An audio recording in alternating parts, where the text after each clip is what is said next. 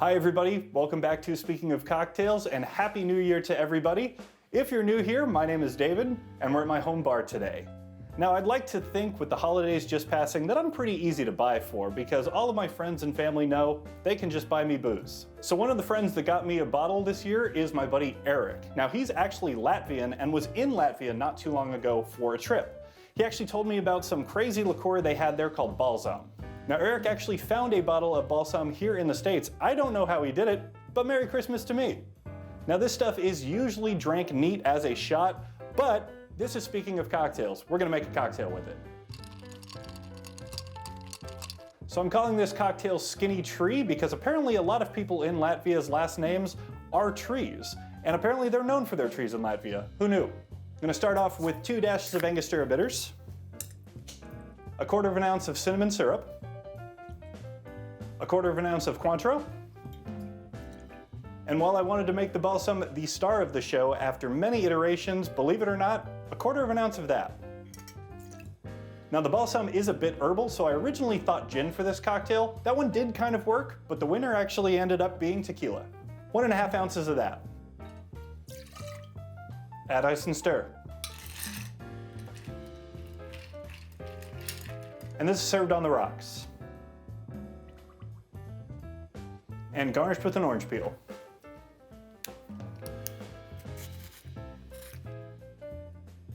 And that is the Skinny Tree.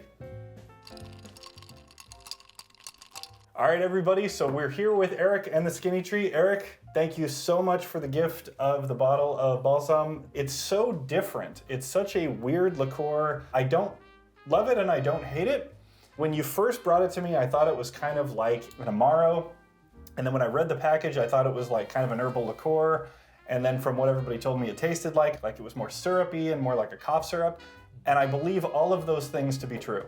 Awesome, man. The full experience. It's such an interesting thing that I've never heard of it though. but it's such a big thing in Latvia. Like, is it like the drink? Like, is it everybody's thing there? Yeah. Or? It is everyone's thing. I would say like it is as common as like a shot of whiskey and a beer, like in Chicago setting. Like that's just kind of what you order. It is like the national drink of Latvia. So how many flavors of it do you have? I know you said there's an original one, and then everybody said the black currant was kind of the one, but how many are there? There are 3 main flavors. So there's original, which is kind of like the OG herbal medicinal was its original purpose. There's cherry, and there's black currant. See, I'm surprised. The cherry I feel like would be really, really good, but the black currant is better? The black currant is better. Black currant has the most, it's the easiest to drink. Okay. Yeah, it's the easiest to get down. Not saying original's bad, that's just a lot more acquired taste. Well, I hope this works out well for you. I hope you like it in a cocktail form since you've never done the Balsam in a cocktail. It's new territory for me and it's new territory for you. I think that's fun. Well, you want to go for it? Cheers? Yeah, in Latvia we say prieka, which is like cheers, yeah. Hey, prieka. As I said in my build, I still wanted the Balsam to be the star of the show here. There's very little in here.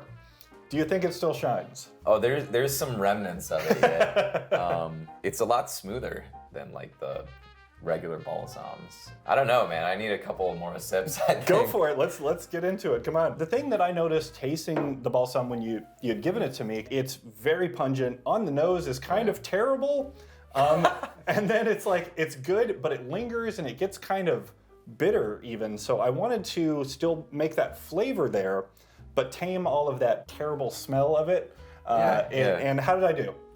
You did amazing, man. Like, definitely transformed it, but I think gives something totally fresh to anyone in Latvia, certainly, that, hasn't had it in a formal cocktail. I think people more or less grow up on it there, so they are used to it. This is like, unlike anything I would have associated with it. I taste it coming in, and there's like a nice, smooth, orangey, after ride to it. See, and I still get it on the end, but it's not that bitterness that has hung onto it. So you get it, and then it kind of chills, and then it kind of comes back. My first time ever having it was at my grandma's house. My vet's mom is how it's said in Latvia. It's kind of like when you're a kid and you first try coffee. It's like that very shocking acquired taste. Like Balsam is very much the same experience. A lot of Latvians have it with their coffee. So that is kind of like the experience, and this is a lot tastier. I am a coffee drinker, so I am maybe going to try this with some coffee just to... Yeah, it's good that way. I am hearing definitely secondhand accounts of like how people enjoy stuff. Culturally, things are going to be different. Is there any other ways it's enjoyed other than in shot form? Yeah, so I mean, normally it is just a shot. Lunch, dinner, maybe breakfast with the coffee type thing, but yeah, it's served just neat, shot form. Not really like a full glass on ice, I would say. At all. You know, I was with my family or just friends that I had met, and everyone's always ordering a shot of the Balsam. It's just so interesting that you were able to find this in the United States too, because I had only heard about it through you and one other Latvian friend we have. So I was like, he's not going to be able to find this in the States, and you did. Yeah, so as we've been tasting it a little bit more and it's getting a little bit colder, it's definitely more rich with the Balsam taste. I would say now I'm very impressed because now it's like, it's definitely there. We tried it with the gin, and like the tequila started to highlight it later in a better way. And the more it sat, we were like, oh, that's getting better. And so that's why it kind of won out over the gin. I never would have expected tequila to work with it. And then it totally did. And by the way, when I say we, I made some friends be my guinea pigs for this one. So they helped me kind of dial this one in, because it's good to have other people taste it rather than just trusting your own palate here. And of course, different people like different liquors and things like that. And how this was enjoyed in Latvia versus how I would do it in a cocktail, that's very different too. So David, what do we call this drink? You had told me there's a lot of people in Latvia with tree names as their last name, right? There are, yeah. A lot of people are Berzing, šaurs, and it's like a different type of tree. So what's this cocktail's name in Latvia? Šaurs. I'm not even going to attempt that, bud. Yeah.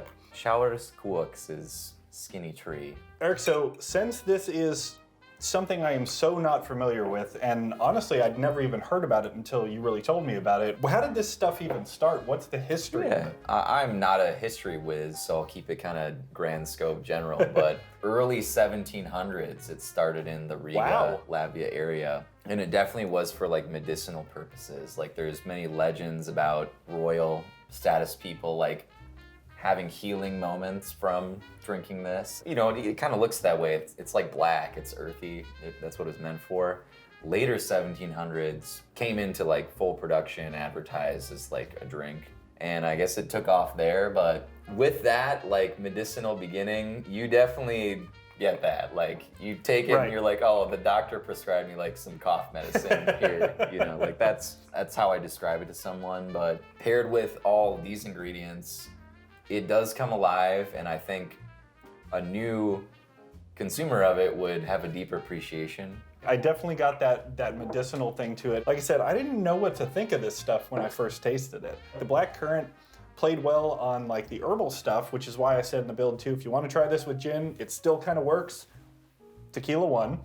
But it also plays well with the spices like, you know, cloves and cinnamon, which is why I did the cinnamon syrup in this. Is this stuff made in Latvia as well, or is it still being made there? It's still made there. So yeah, the recipe, like I said, early 1700s, more medicinal purpose. As it became commercialized, I'm sure it's changed. Nowadays, apparently there's only 2 guys in the factory, the Balsam factory in Latvia, that know the real recipe. And it's said to be 24 ingredients. There's hints of like cocoa and licorice and lime and ginger, like all kinds of things. And another kind of cool fact about it is if you don't like the straight up cough syrup shot, they collab with other Latvian companies. Lima is a chocolate factory there, and they sell chocolates filled with the Balsam. So I actually was at my grandma's house.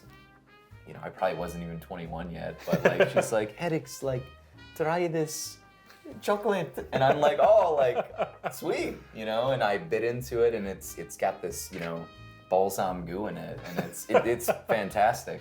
The thing that's been cool about this channel is we've gone to a couple bars here, and we'll be doing more this year, everybody, which is going to be very fun. Meeting with bartenders that are giving away their recipes.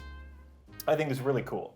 And I always say that there are two kinds of bartenders, people that don't give you the recipes and people who are cool. I want to share this all with everybody. If you can get your hands on this stuff, make it. Somebody just diving into this, give them the warning. Yeah, give if them you the have the courage to buy Balsam, I would say try just adding some to your morning coffee. You know, if you wake up feeling a little squirrely one day, like, why not? If that's the barrier to entry, like if that's the place to start, hey, Fernet and Coke, Balsam and coffee, I suppose. Yeah. So Yeah. The OG is not for the weak of heart at all. And that is what I had first at my grandma's house with the coffee. And it was fine, but extremely powerful, very in your face. It is all those organic ingredients that, yeah, honestly on their own, a lot of people would not like it. There's also a holiday edition. There's like a chocolate mint that's seasonal. And there's an espresso version too. Well, one thing I did not do is I didn't look up like cocktails for this. I didn't try to do any research on cocktails that are already made with this. I wanted to give myself the challenge, and maybe I will do that now. Yeah, maybe I'll I look would at investigate, but I am super impressed. You're not Latvian. You didn't know what it was, and this is super refreshing. It was smooth at first, and the balsam becomes more powerful as you get through the drink.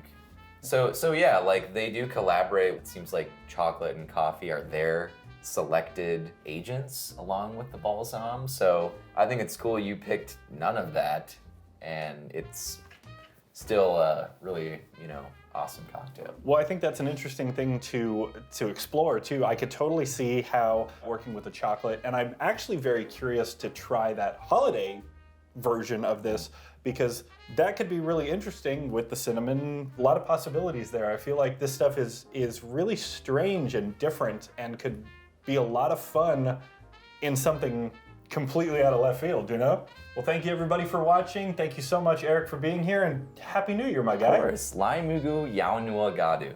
Happy New Year. That's Latvian for Happy New Year? Yes, yeah. Well, thank you so much for the bottle of the balsam for Christmas, my guy. That's an easy way to my heart, so I appreciate you. And what is it? Prieka. Prieka.